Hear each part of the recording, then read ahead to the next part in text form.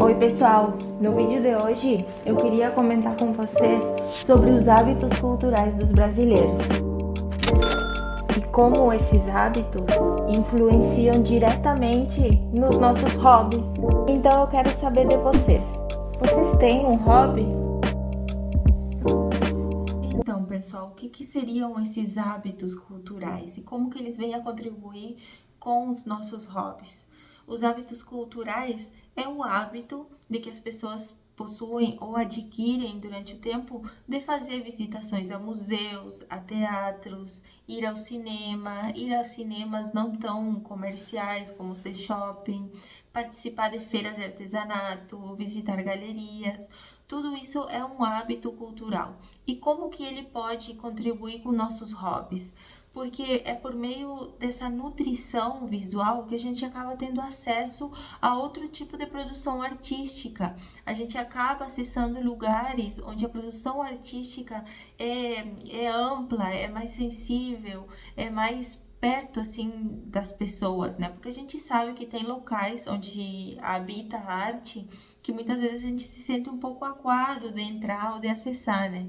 Mas os hábitos culturais é tudo isso que a gente pode, digamos assim, consumir, que eu mudaria essa palavra de consumo por nutrição, uma nutrição estética, né? Tudo aquilo que a gente pode se nutrir, tanto ouvindo, sentindo, vendo, também tocando, porque tem obras também que a gente pode tocar, tudo isso que nos enriquece esteticamente. E como que isso contribui com os hobbies? Porque isso ajuda a nutrir também essa nossa vontade de querer produzir artisticamente. E quando a gente produz artisticamente, não necessariamente a gente precisa ter feito uma universidade de artes visuais, ou de música, ou de dança. A gente pode usufruir dessas linguagens, né, dessas áreas, dessa grande área que é a arte, de diversos modos, de maneira lúdica, de maneira só para acessar e se sentir um pouco dentro desse campo. Não necessariamente a gente precisa estar dentro de uma instituição.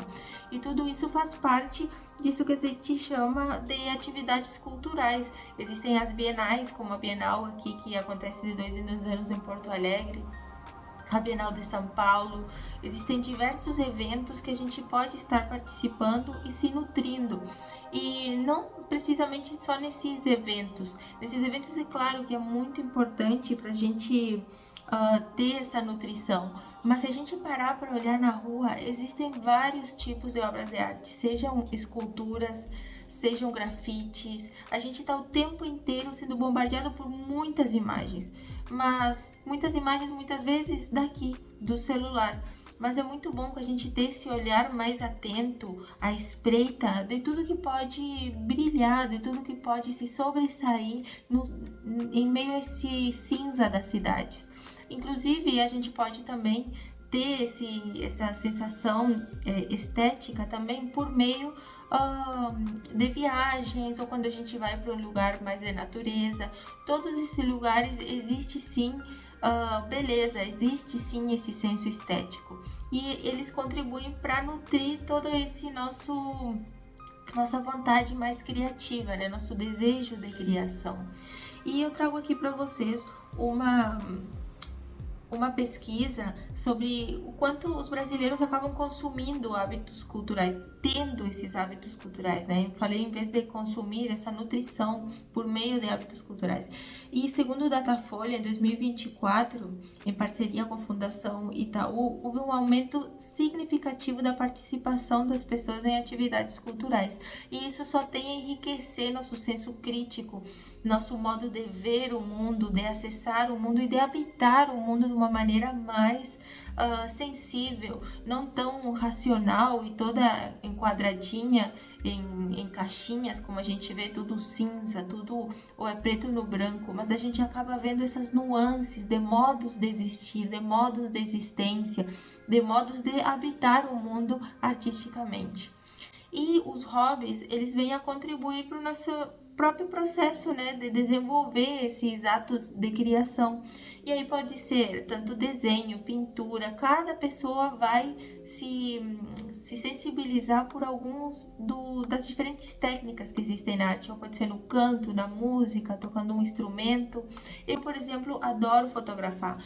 Quando eu viajo, eu vivo gravando tudo que eu vejo, assim, com uma câmera GoPro, e isso eu uso depois para produzir vídeos, para produzir colagens digitais. Tudo isso me acompanha, fotografias também, Polaroid, tudo isso acaba me acompanhando e me ajudando nesse processo criativo. Inclusive, esse vídeo aqui que vocês estão vendo também é um processo que eu considero criativo, porque eu admiro muito quem consegue fazer uma boa edição e falar de maneira tranquila na câmera, porque para mim tem sido uma dificuldade muito grande. Mas eu não deixo por isso de não fazê-lo, né? Porque se eu fico pensando muito, eu acabo não fazendo nada. E sobre fazer e ter essa vontade de fazer as coisas, eu vou deixar para vocês um próximo vídeo que vai estar no card, que é sobre essa nossa vontade que a gente tem de produzir alguma coisa, de traduzir por meio de alguma técnica artística tudo que a gente absorve nessa nutrição estética, mas muitas vezes acaba se paralisando no processo, porque é muito melhor fazer de um jeito ou do outro do que ficar só pensando no plano das ideias e não colocar a mão na massa. Então eu sugiro para vocês darem uma pesquisada aqui na própria página, que vocês vão encontrar vídeos sobre esse processo criativo, inclusive diários visuais, livros de artista, tudo isso que acaba nutrindo e que pode sim virar um hobby.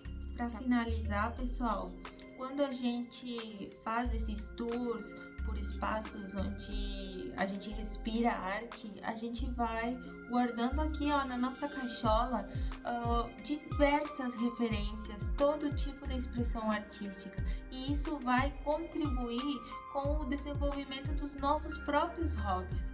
Eu, por exemplo, eu fui numa exposição de vários artistas, era uma exposição coletiva, e eu vi algumas peças em cerâmica, e aquilo assim transformou minha cabeça. Eu pensei, eu preciso fazer cerâmica, eu quero experimentar cerâmica, foi algo que eu não tinha experimentado, e aí nasceu um novo hobby.